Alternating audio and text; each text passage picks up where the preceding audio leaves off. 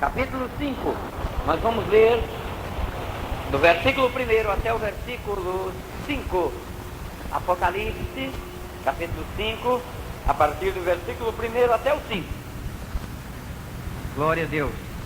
Vi na mão direita do que estava sentado sobre o trono um livro escrito por dentro e por fora, selado com 7 selos. Vi também um anjo forte bradando com grande voz: quem é digno de abrir o livro e de lhe romper os selos? E ninguém no céu, nem na terra, nem debaixo da terra podia abrir o livro, nem olhar para ele. E eu chorava muito, porque ninguém for achado digno de abrir o livro, nem de ler e nem de olhar para ele. Todavia, um dos anciões me disse: não chore, olha, o leão da tribo de Judá, a raiz de Davi, venceu para abrir o livro e os seus 7 selos. Aleluia. Que Deus se digne de nos dar da sua graça nessa noite, para que possamos falar a sua palavra. Eu dependo de vocês e do Espírito Santo de Deus. Eu quero falar nessa noite sobre esse livro selado. Uma certa feita eu me preocupei em saber que livro era este, o livro selado. E a razão que me levou a me preocupar com isso foi o fato de que João chorava muito.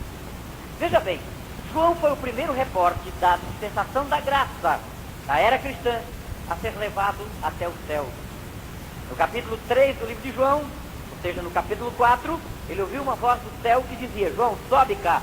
Abriu-se uma porta no céu, ou uma janela, conforme diz alguma tradução, e o Senhor levou João até o santuário celestial.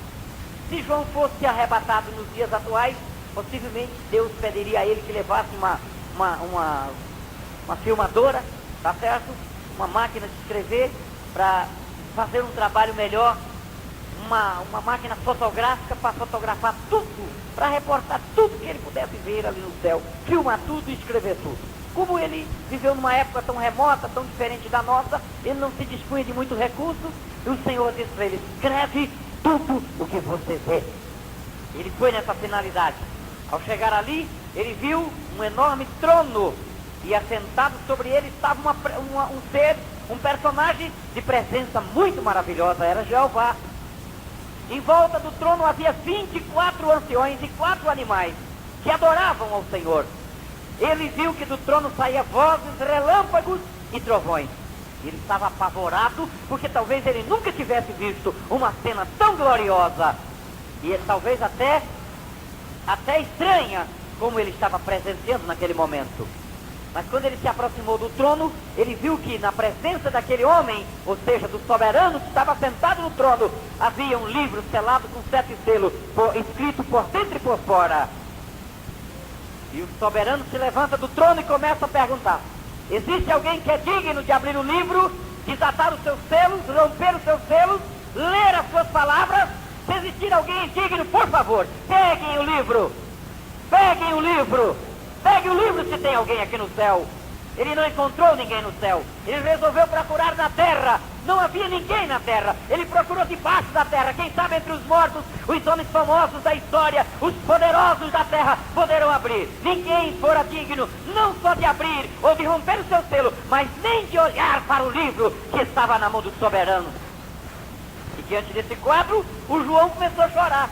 E é aí que eu fiquei implicado. Por que chorar? Só porque alguém não pode abrir um livro?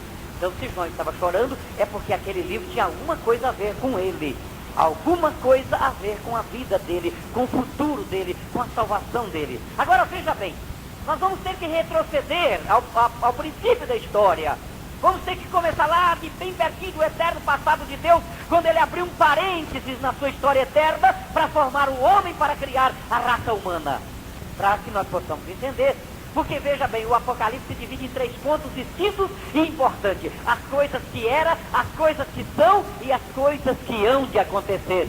João, ele viu coisas do passado, coisas que aconteceram antes dele, por intermédio de uma visão, de uma revelação. Ele viu coisas que estavam acontecendo nos seus dias e coisas que estão acontecendo nos nossos dias e que vão acontecer futuramente. Aleluia. Mas no capítulo 5 eu entendo que João teve que retroceder na história para ver coisas lá do começo da história, para que Deus pudesse lhe revelar e para que ele pudesse compreender as coisas espirituais de uma maneira melhor, mais maravilhosa. Veja bem, João chorava muito, e enquanto ele estava chorando, porque ninguém fora digno de abrir o livro, um dos anciões veio até onde ele estava e disse: João, não chores. Olha, temos aqui o leão da tribo de Judá, a raiz de Davi. Ele venceu para abrir o livro e desatar os seus selos, romper o seu selo. Ele está aqui! Aleluia! O livro era selado com 7 selos. Vamos retroceder a história. Veja bem, no princípio, diz a Bíblia em Gênesis 1:1, criou Deus os céus e a terra. Deus criou no princípio, é óbvio, a terra original. Tá certo? Aí a Bíblia diz no versículo 2 que a terra era sem forma e vazia. Já não estava falando mais da terra original, porque a Bíblia diz em Isaías capítulo 45, versículo 18, que Deus não criou a terra vazia. Então a terra vazia de Gênesis 1 e 2 não é a terra que Deus criou, porque aquele que criou não era vazia. A terra de Gênesis 1 e 2 era a terra caótica, que passou de um estado de originalidade para o estado caótico, quando Satanás se rebelou contra Deus e quis se opor, querendo assumir o governo do universo. Deus então pegou a terra num gesto de poder e de soberania e disse para ele: Satanás, eu sou soberano e indiscutível, e o meu lugar ninguém pode assumir. E então o Senhor pegou a terra e mergulhou a terra nas águas, mergulhou nas trevas, ela ficou vazia e sem forma. Deus queria mostrar o seu poder e a sua glória. E então depois o Espírito de Deus aparece se movendo sobre a face das águas, e em 6 dias o Espírito do Senhor restaurou a terra caótica, transmitiu calor para uma terra congelada, vida para uma terra morta, luz para uma terra escura. O Senhor fez uma obra maravilhosa. E no 6º dia, Deus formou o homem do pó da terra, elegeu o homem para governar a terra, assumindo uma posição que no Éden mineral era a posição de Lúcifer, era a posição de Satanás. Agora o homem assumiu essa posição, o que deixou ele muito irado, com muito ódio do homem, porque o homem assumiu uma posição de governo que ele exercera antes de se rebelar contra Deus. Mas ele fez um propósito, porque no dia em que ele desceu de lá, ele disse para Deus: olha, Senhor, tu nunca vai conseguir uma criatura que te obedeça o tanto que o Senhor exige. E Deus falou: eu consigo, Satanás, porque para mim tudo é possível. Aleluia. Quando Deus fez o homem, o diabo sabia que a parte mais precisa, a parte mais ruim, a parte que Deus mais gostaria no homem era a obediência. Foi por isso que Deus disse: pode comer de todas as árvores, mas dessa você não come, que era para provar para o diabo que o homem era capaz de obedecer à vontade de Deus. Foi exatamente o que não aconteceu. Satanás se introduziu no corpo de uma serpente e entrou no jardim do Éden, a primeira sessão espírita da história da humanidade, e conseguiu enganar a mulher, e consequentemente o homem também foi enganado pela mulher, pela sua esposa, e lá estava o homem em desobediência, deformado, perdeu a graça, rebeliou-se contra Deus, estava caído, mas Deus precisava de uma solução, porque Deus tinha criado o homem para louvor da sua glória. Aleluia! Quando o homem caiu, Deus, na qualidade de soberano indiscutível, ele se trancou no seu escritório celestial e começou a lavrar uma escritura, um documento. E nesse documento, nessa escritura, ele começou a narrar as suas exigências. Eu, como soberano indiscutível, criador dos céus e da terra e criador do homem, eu exijo um salvador para o homem. Mas o salvador tem que fazer isso, o salvador tem que ser assim, a redenção é por aqui. Deus começou a lavrar, e depois que o documento estava lavrado, encheu um livro de 7 itens importantes para a redenção. Deus falou: agora eu preciso de alguém para cumprir tudo isso que eu escrevi. Eu quero um homem que tenha coragem de abrir, ler esse livro aqui, olha, e fazer tudo o que eu exijo. Se você conseguir, aí o homem vai ser salvo. Era por isso que João estava chorando, porque se ninguém abrisse o livro, numa revelação do passado, a salvação dele estaria em jogo, estaria perdida, porque precisaria de alguém para abrir o livro e desatar os seus selos. Ninguém nos céus e nem na terra.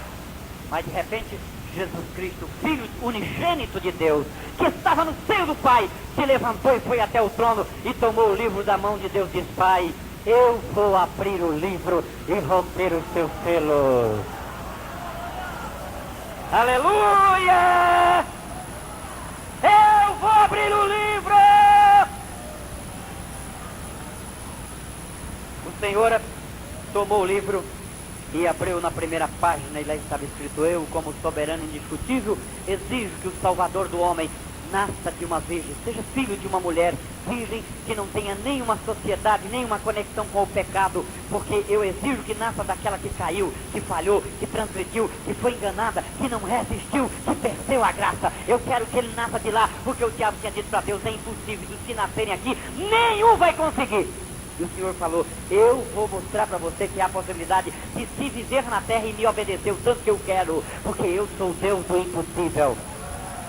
Ninguém que nascer aqui, Deus, eu exijo que nasça de uma mulher. Ninguém poderia fazer isso. Jamais um ser humano poderia nascer nessa terra, vir a este mundo, se não tivesse uma conexão, se não tivesse uma participação do pecado. Mas o Senhor disse: eu quero que este homem nasça lá, mas não tenha pecado.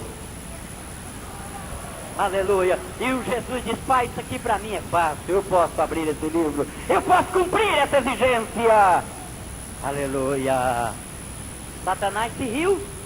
Homem nascer de uma virgem. Quando Isaías profetizou no capítulo 7, versículo 14: eis que a virgem conceberá e dará à luz um filho, e chamá-lo-á o nome de Emanuel, porque ele salvará o seu povo dos seus pecados. O diabo disse: isso é impossível. Deus falou: é impossível para você, diabo, mas para mim tudo é possível. Eu faço o que eu quero, sou o Senhor da glória. Aleluia. Mas enquanto Jesus não nascia, Deus começou a mandar pessoas importantes aqui para a terra, para ir adiantando as coisas, a sua vontade, mas todos os que eles mandavam falhavam. Ele mandou aqui o Enoque representando a comunhão com ele, mas o Enoque falhou, teve que ser transladado, porque senão morreria afogado nas águas do dilúvio. Ele mandou Noé para construir a arca, preservar a raça e salvar a humanidade. O Noé trabalhou 120 anos e só conseguiu salvar 8 pessoas. O diabo ficou dando gargalhada: Senhor, a maior parte é minha. Deus disse: eu quero um homem que traga a maior parte para mim. Eu quero um homem que arraste toda a humanidade para mim. Aleluia. O Abraão veio representando a verdade, mas também mentiu. O diabo foi lá e disse: Senhor, o teu Abraão também não passou no teste. Deus precisava de um homem verdadeiro, que não tivesse participação nem envolvimento com nada deste mundo. Deus foi mandando o homem, mandou o Moisés, mas o Moisés começou matando. Deus precisava de um homem que começasse dando vida. O Moisés começou matando, Deus foi mandando, mandou o Sansão para libertar. O Sansão morreu escravo, mandou o Davi segundo o seu coração, ele cometeu um crime, um adultério num só dia. Mandou o Salomão segundo a sua sabedoria, o Salomão fez loucura, e o diabo dizia: não adianta, pode mandar, todos os que vierem eu derrubo. Aleluia, aleluia, aleluia.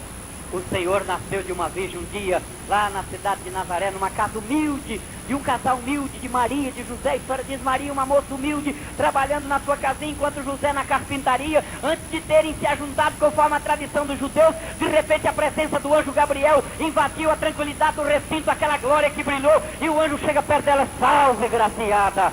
Ela diz: Senhor, eu não estou entendendo a tua saudação. Os judeus saúdam é Shalom. Quem é o Senhor? Eu sou Gabriel, que assisto diante de Deus. Ele me enviou para te dizer: você foi escolhida para ser a mãe do Salvador do mundo, do Redentor da humanidade, Jesus Cristo. Oh, Xeri Andarabachara Maraibia. Aleluia. A Maria disse: mas como pode ser isso? Eu ainda não me ajuntei, eu não tive nenhuma relação com meu esposo, como posso ser mãe? A sombra do Altíssimo te cobrirá, e você será cheia do Espírito Santo, porque o santo que de ti há de nascer será grande e poderoso. Aleluia. O anjo Gabriel se ausentou, misteriosamente Maria se achou grávida, e a história começou a se desenrolar, o tempo começou a passar. E um determinado dia, na cidade de Belém da Judéia, chegava um casal depois de 6 dias de viagem. Maria montada em um jumentinho branco, José puxando pela rédea. Chegava um casal na cidade de Belém, procurando hospedagem, porque Maria já estava exausta e cansada da viagem, talvez sentindo dores ou contrações de parto. Eles precisavam de um lugar, mas não houve lugar nas instalações de Belém. Forçadamente o casal foi se refugiar numa estrebaria. Era isso que Deus queria que acontecesse. Aleluia. Era isso que Deus queria que acontecesse. Ao entrar na cavidade daquela rocha, Maria já foi se deitar, porque talvez teria dito ao seu esposo: talvez o nosso filho nasça nessa noite, eu estou sentindo contrações, dores de parto. Ninguém tomou conhecimento da entrada daquele casal naquele local, mas Deus lá no céu chama o maestro do coral celestial e diz: prepara, maestro, o seu conjunto, porque hoje vocês vão cantar lá na terra. Talvez o anjo não tenha entendido. Cantar lá na terra, sim, vocês vão cantar porque hoje vai nascer um homem lá. Mas por que vai nascer um homem? Nasce homem todo dia. Mas o que vai nascer é diferente. É o meu Filho, Jesus Cristo, Salvador do mundo. Aleluia! Deus chamou o chefe do exército celestial, quem sabe o arcanjo Miguel, singular na sua história, o grande guerreiro do exército de Deus. Pegue o teu exército e proteja a manjedoura lá para mim. Miguel veio com o seu exército, cercou a manjedoura para não passar nenhum demônio, porque Deus sabia que o diabo tentaria matar o seu filho prematuramente, porque a vitória estava chegando. Eu presumo que os anjos de Deus cercaram a manjedoura. Ninguém entrava, ninguém saía, estava cercada e protegida. Quem sabe naquela noite demônios do inferno que estava vigiando aquela região de Belém tenha ido até o inferno dizer para Lúcifer: o que está acontecendo lá em Belém numa manjedoura? Tem uma mulher e um senhor deitado, a mulher está grávida para dar à luz um filho e está cercada de anjos aquela manjedoura. O que está acontecendo? Talvez o Satanás tenha dito: sabe quem é aquele menino que vai nascer? É o homem que vai esmagar a nossa cabeça, é o homem que vai esmagar a nossa cabeça, é o homem que vai esmagar a minha cabeça, é ele!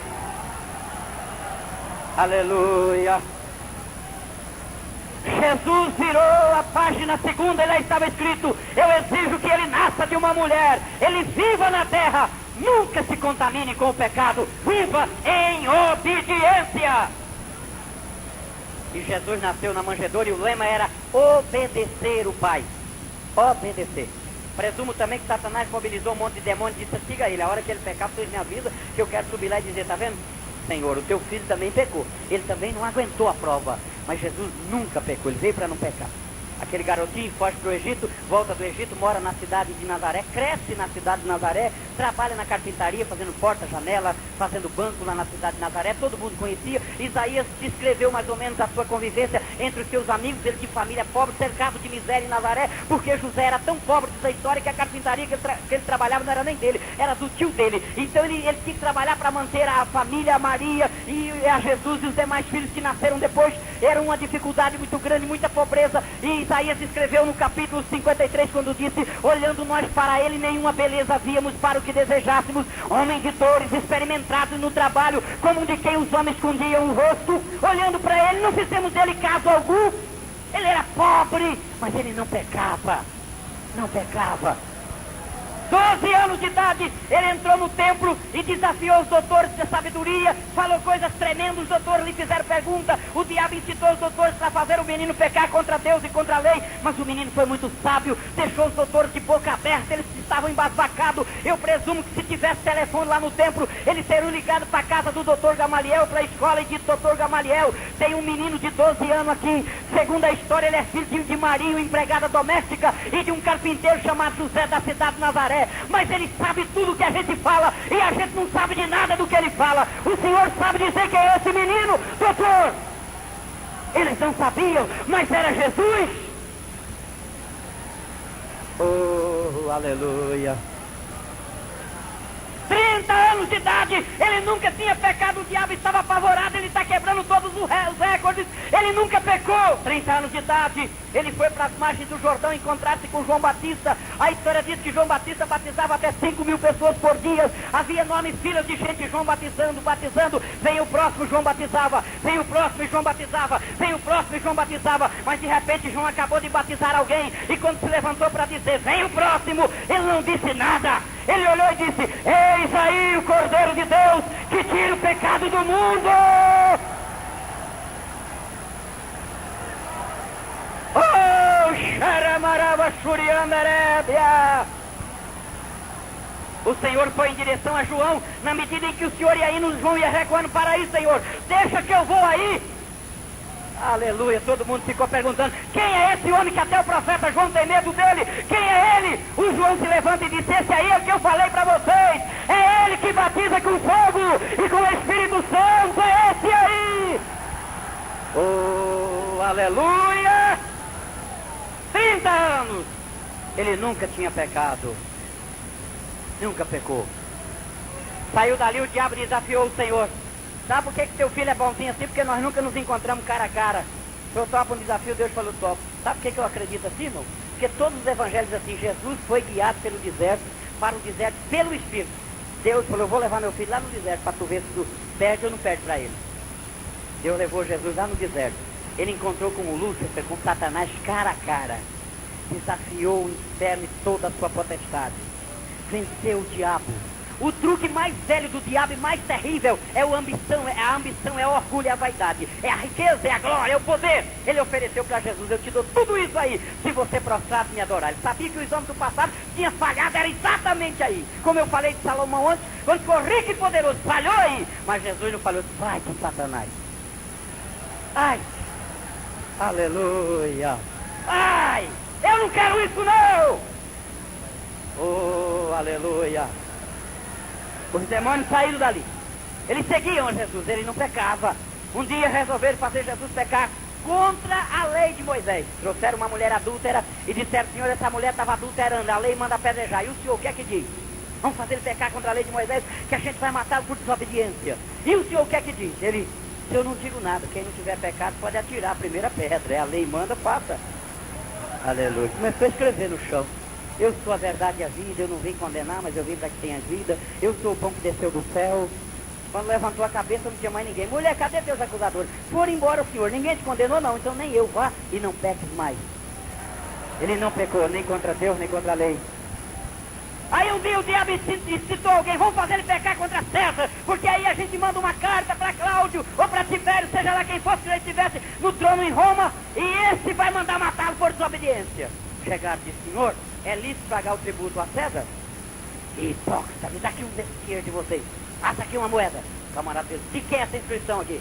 É de César. Então dai a César o que é de César e a Deus o que é de Deus. Oh, aleluia. Aleluia. Ele não pecou. Vamos fazer ele pecar contra a lei dos judeus. Sacrilégio, contra o templo. Está Jesus ensinando. Um grupo de sabichão, doutores da época chegaram: queremos lhe fazer uma pergunta. Frente ao povo, o povo é uma multidão, tudo ouvindo. Que pergunta? Com que autoridade o senhor anda fazendo essas coisas? Eu posso fazer uma pergunta para vocês também? Pode, eles não podiam dizer não, eles eram sábios. Eles tinham que responder a qualquer pergunta. O povo estava lá ouvindo. Posso fazer a minha? Se vocês responderem a minha, responda a de vocês. Pode fazer, senhor. O batismo de João veio do céu ou é dos homens? Ele pensou que Jesus ia perguntar: aonde Moisés estava quando adoçou água com madeira? Em que lugar Moisés cruzou o mar vermelho?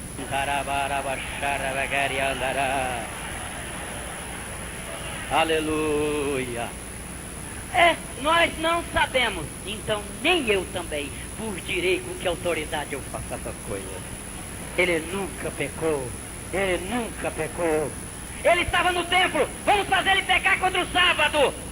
Trouxeram um paralítico, botaram bem na frente dele, porque sabia que ele não aguentava ser doente, ele curava. Botaram um paralítico ali. Ele vai pecar contra o sábado, nós vamos apedrejá-lo. Aí Jesus ficou olhando para o paralítico, pregou. Aí perguntou para ele: quem de vós aqui tem um jumento? Alguém levantou a mão lá na sinagoga. Se o teu jumento foi sepultado, ninguém foi chorar no seu velório. Ele foi diferente, ressuscitou no terceiro dia. A morte não entendeu nada daquele negócio. Ele era diferente. Às vezes eu digo em tom de brincadeira que até o padre ficou assustado, porque não teve nem missa do sétimo dia, porque quando foi rezar a missa do sétimo dia, fazia 4 que Jesus já estava vivo. Diferente de todos os homens que passou por aqui, ele era diferente. Oh, Xandarebia Rabachuri Candarabaraia. Aleluia! Aleluia! Enquanto Jesus morria na cruz do Calvário, ele esmagou a cabeça de Satanás, ele baixeou a cabeça de Satanás. Ele ficou sem cabeça, mas como ele não tem vergonha, ele pegou uma máscara e botou na cara e saiu fazendo festa, dizendo que foi vencedor. Destruiu o homem, eu matei, a vitória é nossa. Chamou os demônios para comemorar a vitória, só que ele estava de máscara, porque cabeça ele não tinha mais. Aí a Bíblia diz que Jesus, sendo ressuscitado no terceiro dia, desceu ao inferno, foi lá nas profundezas onde ele estava comemorando e disse para ele: me dê a chave da morte e do inferno para cá. Aleluia. Mas Senhor, território é meu. Eu sou soberano, sou o Senhor da glória. Eu venci, me dê todo o poder é me dado, me dê a chave. O diabo jogou a chave da morte. Aí Jesus foi lá no túmulo de Abraão e abriu e disse: Abraão, vem comigo. O Abraão talvez tenha olhado para ele: quem é o Senhor? Eu sou aquele que você desejou ver o meu dia e quando viu se alegrou. Eu sou eu. Abriu o túmulo de Noé: Noé, vem comigo. Aí o Noé: quem é o Senhor? Eu sou aquele que você representou através da arca. Eu sou a arca verdadeira, venha comigo. Abriu o túmulo de Jacó. O Jacó: quem é o Senhor? Eu sou o cetro que não se arredará de Judá. Sou eu sou eu. Abriu o túmulo de Sansão. Venha comigo, Sansão. Quem é o Senhor? Eu sou o maravilhoso que anunciei o teu nascimento. Venha comigo. Vou chamando todo mundo. Venha comigo, Jeremias. Quem é o Senhor? Eu sou o oleiro. Venha, Ezequiel. Quem é o Senhor? Sou o rio de água viva. Venha, Daniel. Venha. Quem é o Senhor? Eu sou o quarto homem da fornalha. Sou eu. Venha. Oh, xerebarabachábia. Jesus arrasou o inferno. Foi soltando todo mundo das cadeias, das prisões. Venha. Aleluia. Aí depois que libertou todo mundo, Jesus desmascarou o diabo. Colossenses capítulo 2, versículo 14 está escrito: o Senhor despojou as potestades do inferno. Numa outra tradução, despojar quer dizer tirar a máscara. Agora eu vou tirar a máscara desse camarada. Ele estava lá mascarado, ele tinha vencido. Aí Jesus falou para os demônios: o chefe de vocês não tem cabeça. Aí foi lá e disse: quer ver? Arrancou a máscara, ele não tem cabeça. Tem uma tradução que desse texto que eu citei diz que Jesus expôs Satanás publicamente. Numa outra versão diz que ele desfilou com ele no inferno, dizendo: ele não tem cabeça. Olha, eu esmaguei a cabeça dele, está derrotado. Eu esmaguei a cabeça dele. Eu esmaguei a cabeça dele. Quantos podem glorificar a Deus? Aleluia. Aleluia. Aleluia. Quinto capítulo. Eu exijo que esse homem, depois de fazer tudo isso, vencer a morte. Depois de vencer a morte, eu exijo que ele edifique a sua igreja. É por isso que Jesus falou no capítulo 16 de São Mateus: edificarei a minha igreja. Talvez alguém tenha dito: mas para que mais uma? Já tem tanta, Senhor. Tem tem a de Moisés, dos judeus, tem a dos saduceus, tem a dos zelotes, tem a dos essênios, tem a igreja, outras igrejas aí, tem a do Buda, tem a do Confúcio. O Senhor vai fazer mais um se eu quero a minha. Mas por que a sua? Por que não passa para a igreja de Moisés? Uma igreja boa, eu não quero igual a de Moisés. Eu presumo que a de Moisés não servia para Jesus, porque a de Moisés começou com 603.500 homens no Egito e terminou só em 2 na terra de Canaã. Ele falou: eu quero uma que começa com Pedro e João e termina com milhões e milhões no céu, na glória. Eu quero a minha igreja. Por que não passar para a igreja dos fariseus? Porque o dia que eu quiser batizar com o Espírito Santo, eu tenho que pedir para o doutor Gamaliel. Eu quero a minha porque eu batizo a hora que eu quiser, eu curo a hora que eu quiser, eu salvo, eu abençoo. Ela é minha igreja. Porque o senhor não passa para a igreja dos maçons? Não posso passar para a igreja dos maçons, porque lá só tem gente boa. Para ser maçom, preciso fazer uma pesquisa da vida, ver se nunca deve nada para ninguém, nunca roubou, nunca matou. Eu quero uma igreja de miserável, de pecador, de quem não presta. Quando não presta mais, eu vou lá e salvo. Eu vou lá e perdoo. Eu vou lá e transformo. Eu quero uma igreja assim. Por isso a dos maçons não me serve. Então por que você não vai para a igreja dos mormons? O anjo morano da época de Abraão escreveu as leis numa tábua de ouro. É tão importante quanto Moisés escrevia em tábua de pedra. Ele escrevia em tábua de ouro. Mas eu não posso pertencer aos mormons, porque lá os pretos não se assentam com os brancos não se assentam com os pretos, os pobres não misturam-se com os ricos. Eu quero uma igreja onde todo mundo seja irmão, onde o preto, o branco, qualquer um, qualquer pessoa seja salva. Quero uma igreja mística. Oh, aleluia. Aleluia. A igreja do Senhor está aqui. Ninguém pode com essa igreja. Acima de tudo, eu quero uma igreja invencível, poderosa, imbatível. Uma igreja imaculada, sem ruga, sem mancha, santa, maravilhosa, grande e poderosa. Ele virou. Sexto capítulo. Eu exijo que o Salvador, depois de nascer de uma virgem, viver na terra sem pecar, depois de morrer na cruz, vencer a morte, edificar a igreja, que ele venha e se assente aqui do meu lado e fique aqui intercedendo por ela, que é o segredo da nossa vitória. Porque os fundadores das igrejas fundam, abrem a igreja, morrem e largam a igreja dele na mão dos outros. Se eu quero um Salvador que não entregue na mão de ninguém, que ele fique aqui do meu lado, tomando conta da sua igreja, advogando, brigando. É por isso que a igreja do Senhor ninguém vence, porque Jesus, depois de fazer tudo isso, entrou no santuário celestial, assentou-se à direita de Deus. Aleluia. Jesus, depois de fazer tudo isso, assentou-se à direita de Deus, numa cena maravilhosa, descrita pelo salmista no Salmo 24, versículos 7 a 10. A Bíblia diz que Jesus ocultou aos olhos dos discípulos, levado por uma grande nuvem. Eu presumo que era uma nuvem de anjo, porque no salmo que eu citei, o salmista descreve mais ou menos o retorno de Jesus ao céu. Quando ele ia voltando para o céu, os anjos estavam preparados para receber, enquanto uma multidão de anjos levava, e o salmista disse que o Senhor disse, que os anjos disseram: ó portas eternas, levantai as vossas cabeças, e entrará o Rei da Glória. Os anjos que estavam do lado de dentro do céu perguntaram para os anjos do lado de fora: quem é esse Rei da Glória?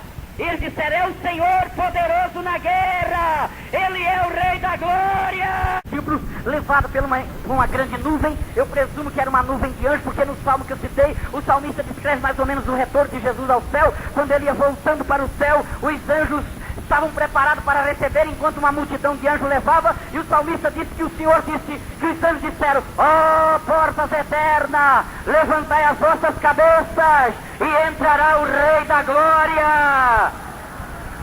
Os anjos que estavam do lado de dentro do céu perguntaram para os anjos do lado de fora: quem é esse Rei da Glória? Eles disseram: é o Senhor poderoso na guerra, Ele é o Rei da Glória. A porta se abriu e Jesus entrou vitoriosamente. O Pai se levantou ao seu encontro e disse: meu filho, eu estou feliz por tudo que você fez. Se assente aqui do meu lado. Eu estou tão feliz que vai assentar do meu lado. Jesus falou: não, Pai, antes de me assentar, eu quero lhe dizer uma coisa. Pede, meu filho, eu te darei as nações por herança, diz o Salmo 2. Pede. Sabe o que eu prometi? Eu prometi que enviaria o Espírito Santo da minha igreja. Mas, meu filho, prometi, vou mandar. Irmão, Jesus ficou 10 dias em pé, porque ele disse assim: eu rogarei ao Pai. Rogar quer dizer pedir com insistência até receber. Levou 10 dias para ele receber. Ele ficou 10 dias em pé. Pai, eu prometi, manda o Espírito Santo, manda, eu prometi, manda. E o Pedro lá embaixo ajoelhado: manda, Senhor, manda. O João: manda, Pai, eles estão pedindo, manda, eu prometi, manda. 10 dias, manda. Eu não vou me sentar enquanto o Senhor não mandar, manda. Tá bom, no 10º dia Jeová falou: tá bom, eu vou mandar.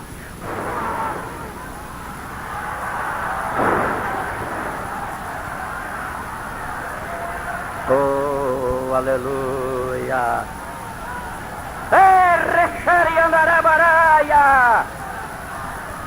Sexto selo. Ele se assentou do lado do Pai e ele está lá intercedendo por nós, assentado do lado do Pai.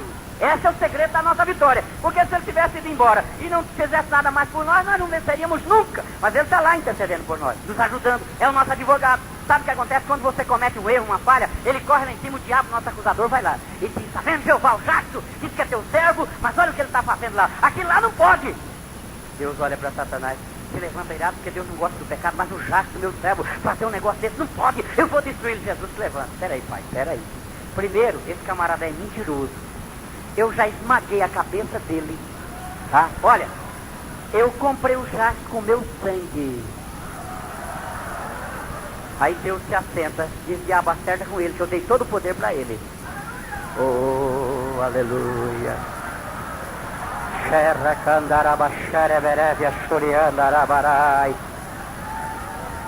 Aleluia. O senhor sabia que às vezes Satanás bota a gente no banco de réu? Bota a gente no banco de réu. Deus é o grande juiz. E o advogado, Satanás, advogado de acusação, e Jesus, o nosso defensor, nosso advogado de defesa. Vem para o banco de réu e ele começa a acusar. Ele usa 370 classes de pecado que estão aqui na Bíblia. Ele usa a Bíblia. A tua palavra diz assim, porque ele conhece então o capítulo, tal versículo. E é exatamente esse item que o Jacques infligiu. E eu exijo que ele seja punido, porque tu és um Deus santo e não pode se misturar com o pecado. Ele arruma 370 classes de pecado. Aí Jesus se levanta para me defender e usa 8.000 promessas de perdão que tem na Bíblia. É 8.000 contra 370. É absolvido de 7-0. Está perdoado. Vai em paz. Não peques mais.